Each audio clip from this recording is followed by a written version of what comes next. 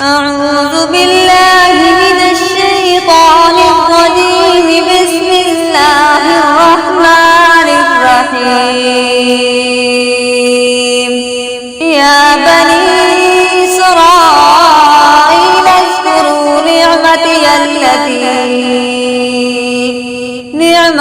التي أنعمت عليكم وأني فضلتكم على العالمين.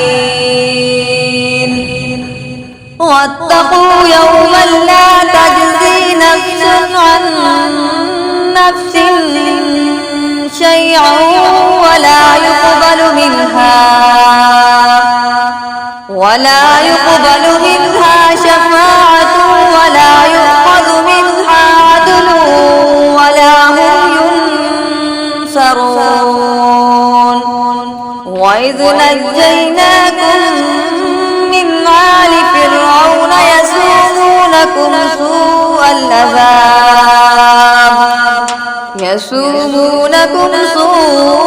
العذاب يذبحون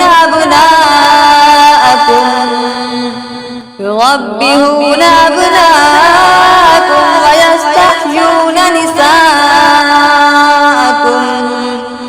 وفي ذلكم بلاء من ربكم عظيم.